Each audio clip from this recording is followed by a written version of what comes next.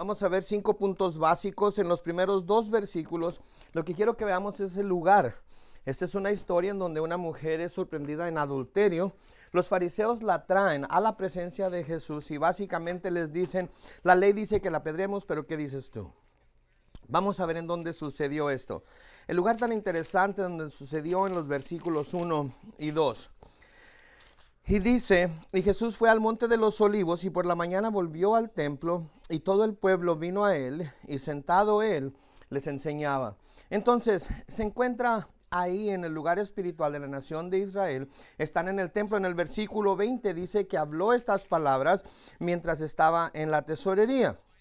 El templo está dividido en 3 áreas. El atrio de los gentiles, en donde solo los gentiles podían entrar. Luego el atrio de las mujeres, en donde podían entrar las mujeres. Y luego había un lugar en el cual podían ir los hombres judíos solamente. Y porque esto sucedió en la tesorería, donde se recogían las ofrendas, está ahí en el centro religioso de actividad. La única comparación que puedo hacer es que eso fuera como si hubiera sucedido aquí en medio de la iglesia. Es como si yo estuviera enseñando aquí ahorita y alguien toma a una mujer o a una persona y dice, este hombre estaba o esta mujer estaba robando de la ofrenda. Qué tan vergonzoso, aun cuando fueran culpables, y esta mujer era culpable porque había sorprendido en el mismo acto del adulterio. Ahora nosotros no haríamos eso, no los avergonzaríamos, pero a menudo somos un poco más sofisticados en que ponemos un correo electrónico, lo ponemos en Facebook, que puede convertirse en el libro de chismes, o peticiones de oración, o discusiones entre diferentes facciones. Tenemos que tener cuidado de cómo vemos las cosas. Por eso les hablé de lo que les hablé al principio, porque podemos ser engañados por dentro y solamente podemos juzgar la apariencia exterior. Y a menudo nuestro juicio está muy equivocado y es un gran contraste con la forma en la que Jesús hubiera hecho las cosas. Entonces, imagínense ahí en medio del servicio de la iglesia. Ahora, no que sea tan importante, pero hubo un asunto, o hay un asunto de manuscrito acerca de este asunto, porque algunos manuscritos no incluyen esta historia en sus versiones, porque pareciera ser que Jesucristo es un poco blando con el pecado, que obviamente este no es el caso. Esta historia se encuentra en diferentes partes de la Biblia. Un texto que se encuentra después de Lucas 21:28 y también en el libro de Juan, después de 7:36, 7:44, al final del Evangelio de Juan también. La mayoría cree que es parte de la historia del Evangelio de Juan porque parece ser que queda con la forma en la que Juan escribe, el patrón de escribir de Juan. Y lo que va a suceder es que va a llegar un evento y Jesús va a enseñar acerca de ese evento. Muchos piensan que este es un estudio, que este es una historia que en realidad sucedió. Ahora, lo que quiero que vean la diversidad de personas que se encuentran en la historia. En primer lugar, podemos ver a los fariseos. Nos dice entonces que los escribas, en el versículo 3, y los fariseos le trajeron una mujer sorprendida en adulterio y poniéndola en medio. Los fariseos en los tiempos de Jesús, había como 6,000 fariseos en ese tiempo y eran los que estaban controlando el ambiente religioso. La palabra fariseo quiere decir separado, eran separatistas entonces. Y lo más seguro es que esto haya comenzado como algo bueno, o sea que quisiera vivir diferente de la cultura, o la cultura estaba influenciando a la nación de Israel. Ellos querían ser más judíos y dedicarse al Antiguo Testamento y tener la cultura del Antiguo Testamento en sus vidas.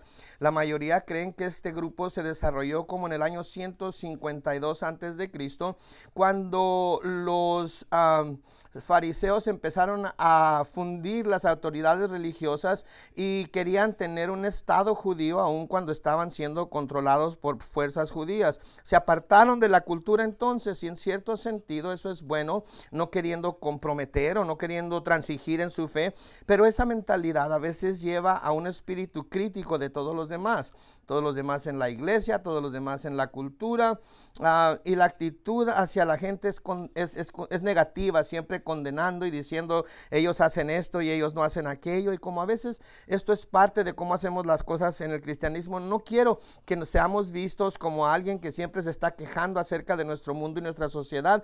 Quiero traer un mensaje de esperanza y santidad y perdón en medio de todo ello. Y tenemos que vivir entre el pueblo como lo debemos hacer y no a separarnos y a presentarnos como más santos.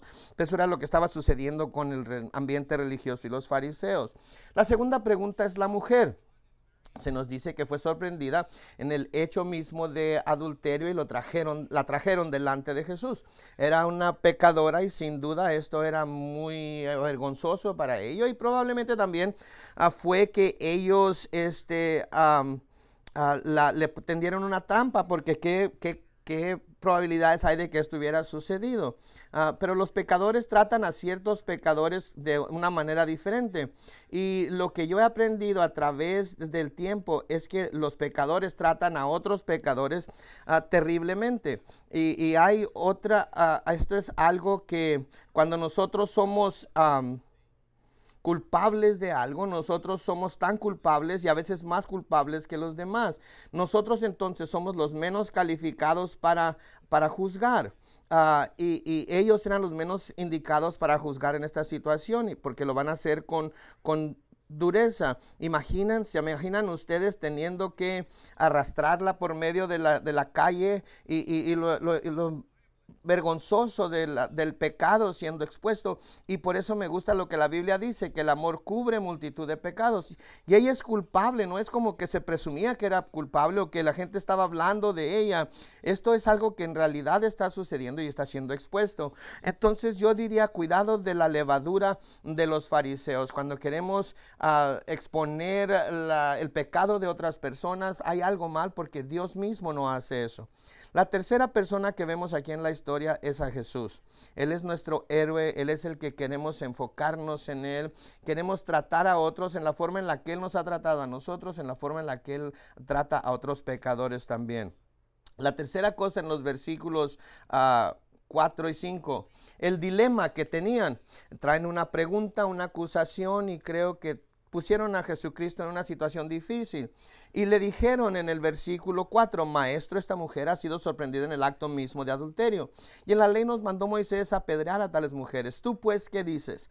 Ahora, es verdad que en el Antiguo Testamento, por ejemplo, Deuteronomio 22 y Levítico 20, sí habla de la pena capital para este pecado. Ahora, lo interesante es que los judíos eran muy lentos para practicar la pena capital para los tiempos de Jesús. Cuando fueron tomados como siervos, esto fue algo que se perdieron esa autoridad. Entonces, por los últimos cientos de años no estaban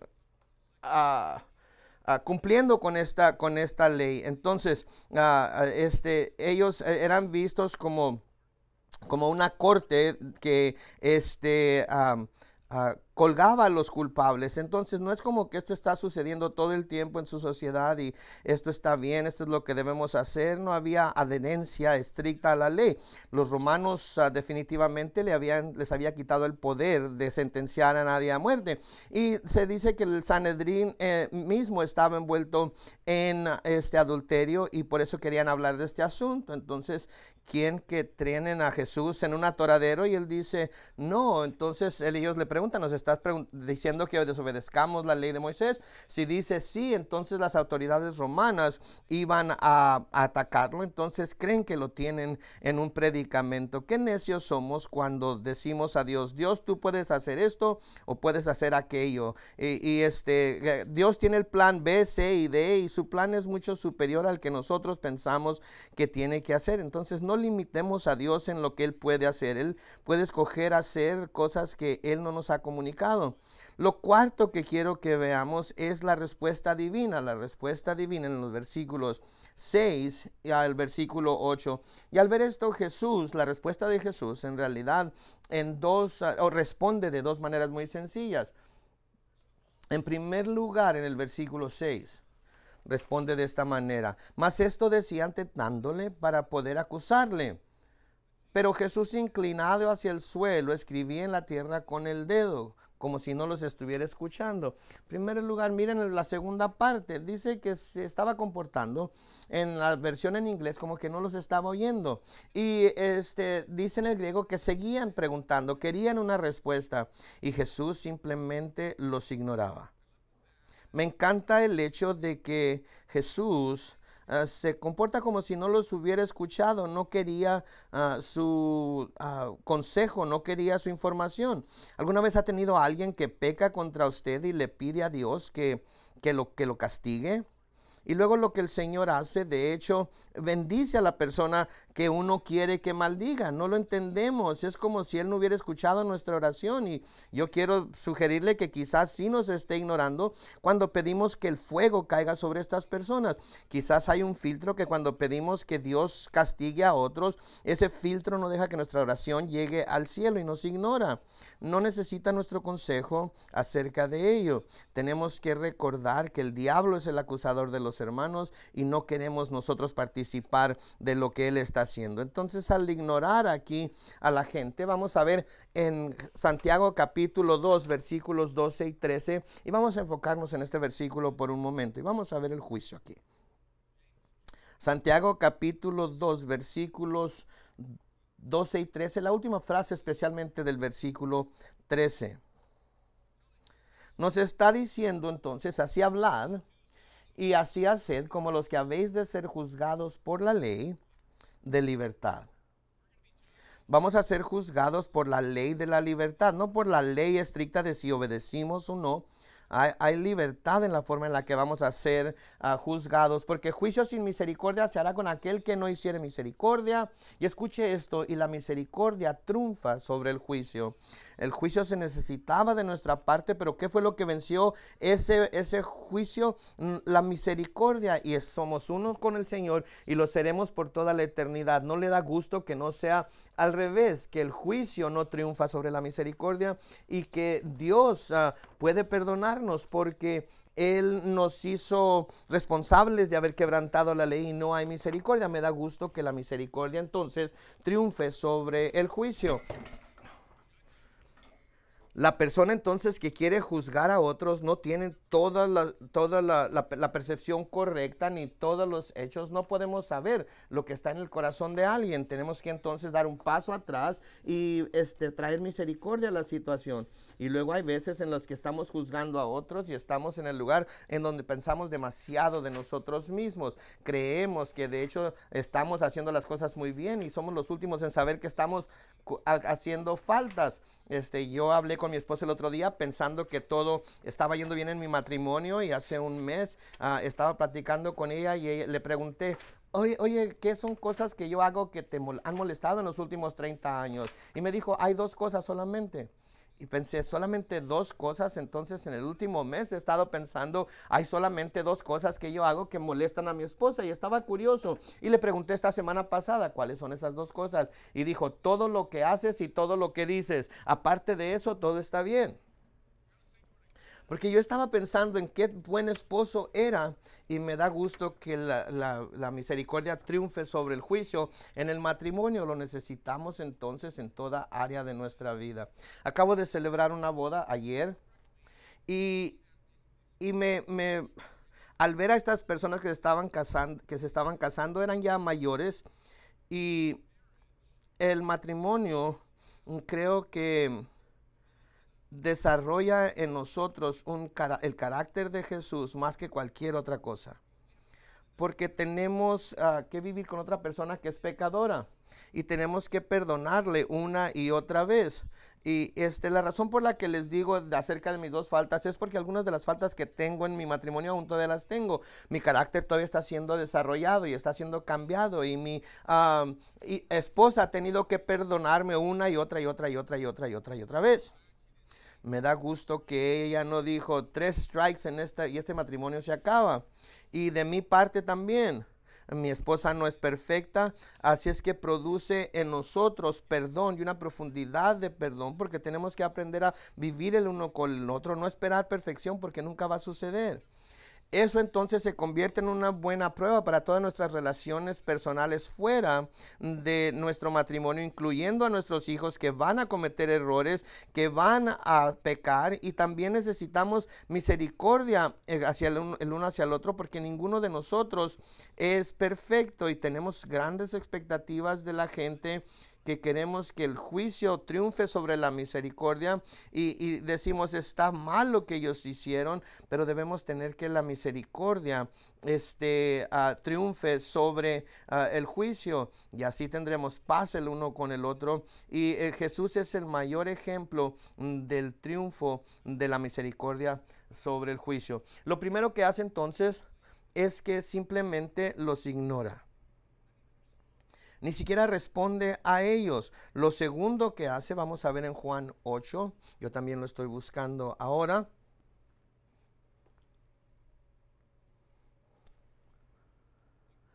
En el versículo 6 y en el versículo 8, dice él, inclinándose de nuevo hacia el suelo, siguió escribiendo en la tierra. En el versículo 8 de nuevo nos dice que se inclinó hacia el suelo y volvió a escribir. Entonces, su respuesta no fue una respuesta. No iba a dignificar ese comentario con una respuesta. Lo segundo que hace es que escribe en el suelo.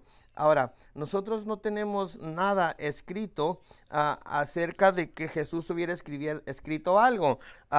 No tenemos el libro de Jesús. Me encantaría saber lo que él estaba escribiendo aquí. Philip Schaff escribió algo acerca de Jesús, de que no había escrito nada Jesús, y dijo: Jesús de Nazaret, sin dinero, sin armas, conquistó a más millones que Alejandro, César, Mohammed y Napoleón. Sin ciencia y sin conocimiento o aprendizaje, él ha dado más luz que todos los filósofos humanos. Sin la elocuencia de ninguna escuela, él habló palabras de vida que nadie ha hablado desde entonces, y produjo efectos que nadie ha podido copiar. Sin escribir una sola línea, él hizo escribir otras plumas y más temas y discusiones y sermones, volúmenes de aprendizaje, cantos de alabanza que todos los ejércitos antiguos y nuevos. Ahora, sabemos que él escribió algo, y quisiéramos saber qué fue lo que escribió, pero no sabemos. Pero podemos ver un poco de evidencia en cuanto al tipo de escritura. La atmósfera de la escritura, por la palabra que Juan escogió al referirse a la escritura. Es una palabra griega que es katagraphin, que es una combinación de dos palabras, gráfica y luego la palabra contra. Entonces fue una escritura contra algo, no fue algo sin sentido. Estaba escribiendo en contra de algo. Entonces era como, algunos lo han traducido como una acusación. Pudiera ser entonces que Jesús está escribiendo algo en contra de la gente que estaba ahí. Y como sugerencia, quizás escribió el nombre de alguien y el pecado que ellos estaban practicando, porque eventualmente se van a ir de ahí sintiendo convicción por lo que están diciendo. Entonces vamos a decir que por casualidad yo puedo transmitir o proyectar lo que él estaba escribiendo, y que dijera: Shirley Johnson cometió adulterio con Steve. Ahora, si estos son sus nombres, lo siento, yo simplemente los escogí. Así es que si Dios le está hablando a usted, le está hablando a usted, no viene de parte de mí.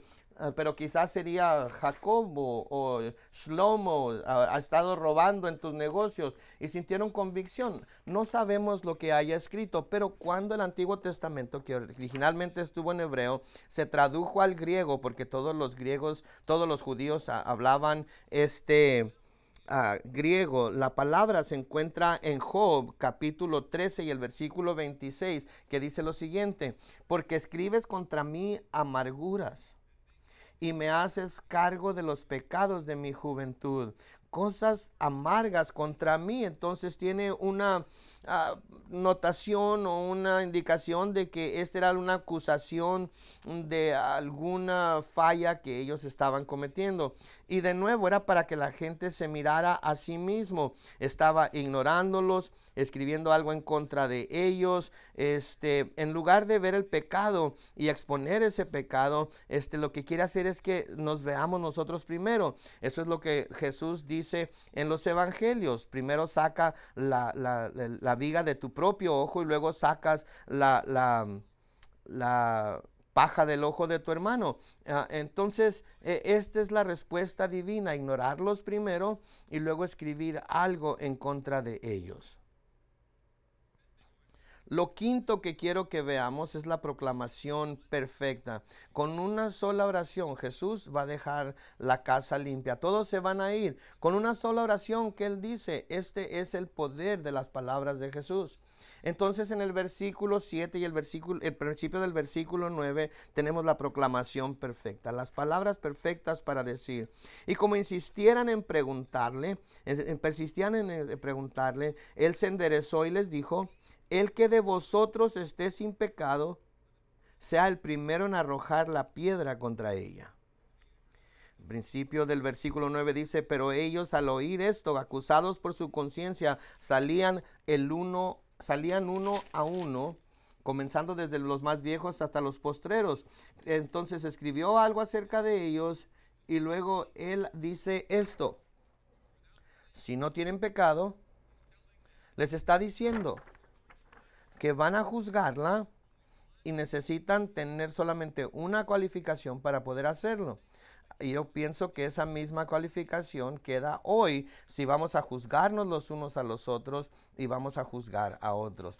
Ahora, una vez más, la palabra griega es interesante, y también nos ayuda. No quiere decir que no hemos pecado en algún tiempo, sino que puede ser traducida aquel que no tenga ningún pecado, que jamás haya pecado, o uno que no pueda pecar. Una traducción dice aún uno que no desea pecar. Y obviamente hay uno solo entre ellos que tiene esa cualificación, y ese era Jesús. Todos los demás, los jueces que estaban ahí estaban listos para condenarla, y la persona que tenía las calificaciones para poder hacerlo va a ser el que va a lidiar con ella. Así que si no tenemos esa calificación, tenemos problemas y vamos a ser parciales. Ahora, si yo no he cometido ese pecado, para mí se ve muy malo. Yo puedo decir: ¿cómo puede alguien hacer eso? ¿Cómo puede llamarse alguien un cristiano y hacer eso? Así es que puedo ser muy duro. Del otro lado de la moneda, si tengo una debilidad en ese pecado y he cometido ese pecado, puedo decir, en realidad yo no, lo puedo ver claramente porque yo participo de ese pecado. Pero Jesús, que fue sin pecado y sin el deseo de pecar, puede ver esto rápidamente, puede verlo muy claramente. Así es que nuestros pecados se ven terribles en otra gente, pero si nosotros los cometemos es peor. Yo creo que lo peor es alguien que ha cometido ese pecado, es alguien que no quiere que se castigue ese pecado. Por eso tenemos que tener cuidado de la levadura de los fariseos. Somos duros con otros y otros queremos misericordia. Quiero decir esto muy, muy claramente. Si no se ha aprendido acerca de la misericordia, acerca de otros, no se ha sabido ni la primera Biblia, ni la primera palabra en la Biblia, porque no empieza con juicio, sino que empieza con una misericordia que limpia todos nuestros pecados completamente. Presentes, pasados y futuros, aún los que voy a cometer, Jesús ya pagó por ellos, y recibo esa misericordia y son tirados tan lejos como el oriente está del occidente, y están basados en la misericordia de Dios. Y si no he aprendido eso y he aprendido a tratar a los demás en esa misma forma, entonces estoy en la escuela preescolar en cuanto a la misericordia. No hay ninguna preocupación por la persona, y el único que está cualificado para juzgarla no la va a juzgar. Entonces vamos a ver esa parte en el versículo 9, la convicción que se da, y aquellos que lo escucharon fueron convictos de su conciencia y se fueron uno por uno, desde el más joven, desde el más viejo hasta el más joven. Entonces de repente sueltan las piedras y un hombre de edad se va y no la juzga, y luego van los más ancianos y luego los más jóvenes. ¿Por qué se fueron los más viejos primero? Bueno, pues si usted se convierte al cristianismo a los 10 años y ha vivido a los 90, tiene 80 años de pecar que Dios le ha perdonado.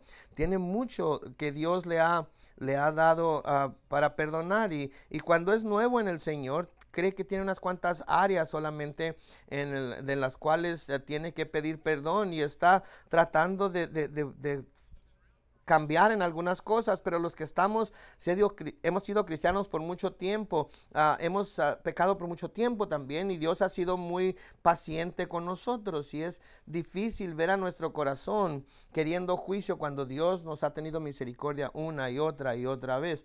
Esperemos que entre más crezcamos en el Señor, nos demos cuenta de lo pecaminoso que somos, de la gracia que Dios nos ha mostrado, y dejemos de vernos como personas buenas. Por último, vamos a ver la respuesta de Jesús, la respuesta de gracia en la parte final del versículo 9 y el versículo 11. Dice: quedó solo Jesús y la mujer que estaba en medio. Y así es como se debe lidiar con el pecado, en privado, en silencio, no exponiendo, no como que no lidiamos con el pecado, sino que lo hacemos de acuerdo a lo que la Biblia dice. La Biblia dice que si alguien peca contra nosotros, vayamos y platiquemos con él en privado.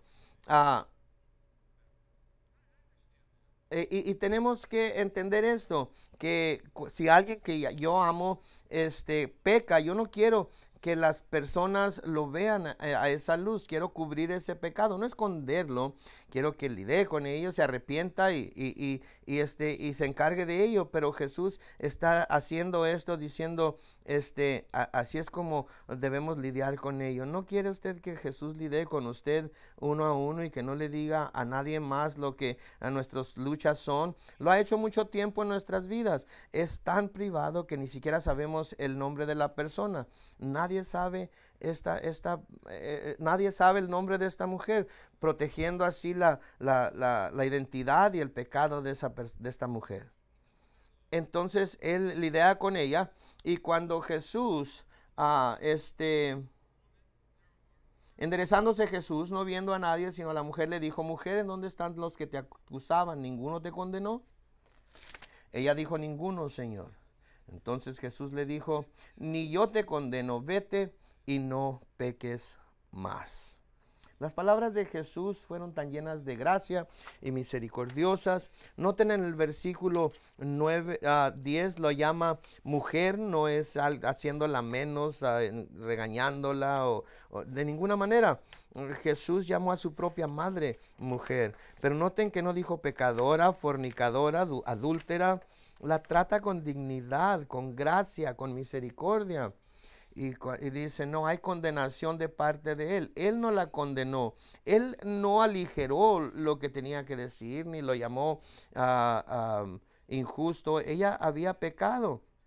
Sin embargo, aun cuando existía el pecado, había misericordia también, y dice: ve y no peques más. Esto no es algo que a la ligera, sino que está lidiando con ello de una manera misericordiosa. Y esto es algo que tenemos que considerar. Esto es alguien que ha pecado, y así es como lidia Jesús con ella. De lo que yo necesito advertirnos es la percepción de lo que el otro está haciendo o no está haciendo. Y tenemos que tener más cuidado, porque quizás ni siquiera sean culpables. En un punto, en realidad, no importa si son culpables o no. Tratamos a la gente con misericordia, pero es peor cuando estamos juzgando a alguien sin tener toda la información, y hay condenación de nosotros hacia ellos. Digo eso porque esto me sucedió a mí en la iglesia y me sorprendió. Me sorprendió a mí que la gente haya creído ciertas cosas acerca de mi vida y me lastimó y se me olvidó al final, pero en ese momento pensé que iba a ser fiel a la gente y misericordioso con la gente y no creer en los reportes negativos que se pudieran escuchar o no juzgar a alguien con las cosas negativas. Voy a darle a la gente el beneficio de la duda, porque esta es la forma en la que debemos encargarnos de la situación. Esto es lo que Dios hace. Y el amor hace también. El amor todo lo cree, todo lo espera, todo lo soporta. ¿Alguna vez ha visto en las noticias que alguien es arrestado por cometer muchos crímenes? ¿Y qué dice la mamá? Ustedes nunca oyen a la mamá que diga, oh, era un malo él. Y no, habla bien de la persona que cometió el crimen. Esa es el amor de una madre que quiere lo mejor para su hijo, y eso es así como debemos ser el uno para el otro. No debemos de hacernos hacia que algo está mal con la persona y enjuiciarlos o juzgarlos en lo negativo. A mí me gusta dar el beneficio de la duda, a mucha paciencia, mucha misericordia, porque esa es la forma en la que Dios va a tratarme a mí. Cuando fui acusado injustamente, fui lastimado y pensé que por la gracia de Dios yo no iba a tratar a la gente de esa manera, porque lastima. Así que Jesús lidia con ello, no lo llama un estilo de vida alternativo, sino que lo llama pecado y le dice, ve y no peques más. Ahora, una palabra de Jesús puede librar a alguien. Ve y no peques más. Y tiene el poder para apartarse entero de la cosa de la que estamos siendo aprisionados. ¿Y qué hace el juicio? Expone, juzga, no hay poder, no hay esperanza, no hay transformación. Viene Jesús y cuando es verdad que están ahí, Él lidia con ello y nos libera de esa esclavitud. Y eso es lo que necesitamos, el perdón y la libertad de ese pecado que nos ha cautivado. El juicio no ofrece ninguna de estas cosas. Y yo diría, es tan fácil juzgar porque en realidad no nos cuesta nada. Es simplemente una opinión. Así que recuerdo en la secundaria leí un libro, no leía mucho, pero leímos el libro La letra escarlata de Nathaniel Hawthorne, acerca de una mujer que cometió adulterio y tenía que ponerse la letra A en su vestido como marca. Y en algunas partes del libro decía que cuando ella salía afuera era como que todo mundo la podía ver. Y creo que esa es como el diablo funciona, es como él trabaja. Quiere exponer o hacernos sentir como que no merecemos nada, somos marcados por esto, somos marcados por esta acción o por esta actividad. Me da gusto que Dios no me marque por mis fracasos.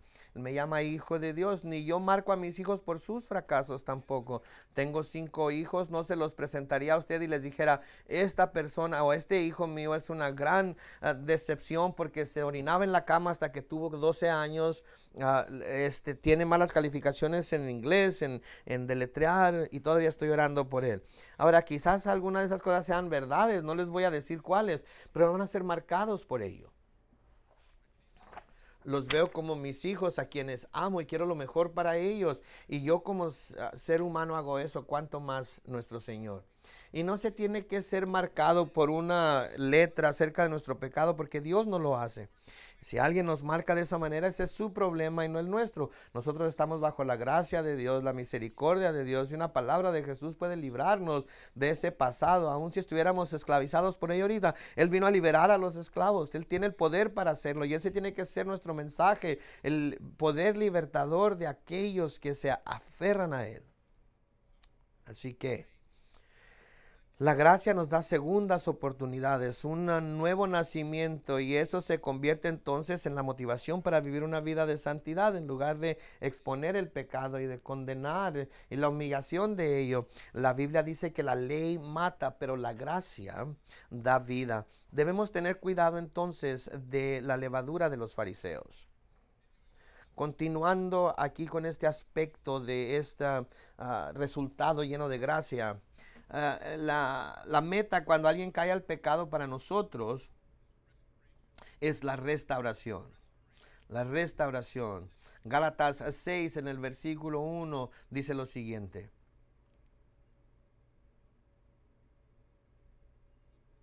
Me encanta este versículo.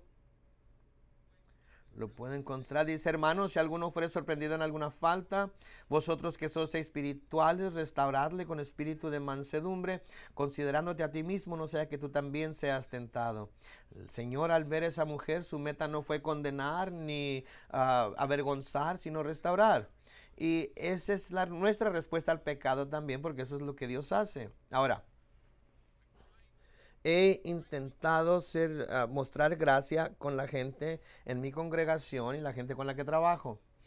Y déjeme darle un par de ejemplos.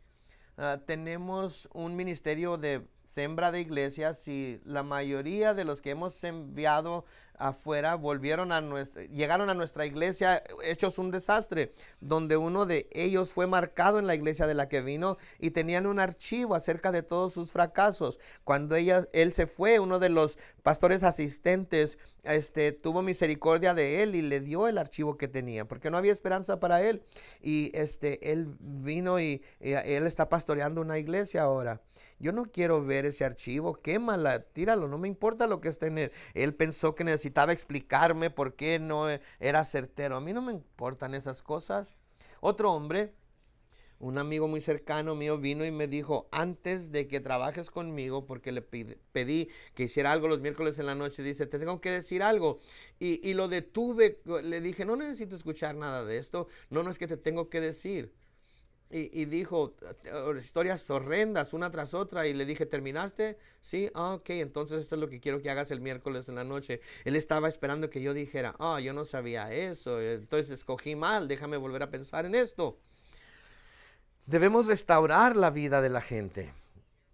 Otro ejemplo, hace años David Hawking cayó, estuvo en la televisión, descubrí que eventualmente trabajó en el cuerpo pastoral de Calvary Costa Mesa y le pedí que hablara en nuestro retiro para hombres. Fue el primer Calvary Chapel que lo invitamos. Entonces todos estaban preguntándole, una gran bendición. Otra gente como que no se acercaba a él porque no se miraba muy arrepentido y tenía que ponerle 2 años de moratoria antes de que predicara. No, yo creo que Dios lo puede usar. Cuando lo llamé, él dijo, lo que necesito pedirles permiso a mis líderes. Y el pastor Chuck fue el que tuvo que decidir y él lo dejó ir. Entonces aprendí del pastor Chuck, que está en la presencia del Señor ahorita, cuán misericordioso es. Ya ha habido tantas historias de pastores que han cometido errores y gente que ha cometido errores que han sido restaurados, y ese es el corazón de Dios, la restauración, y así debemos ser en el cuerpo de Cristo. Y cuando no buscamos eso como la primera respuesta, tenemos que tener cuidado de la levadura de los fariseos. Todos lo tenemos en nosotros, tenemos la capacidad para juzgar mal y para juzgar duramente.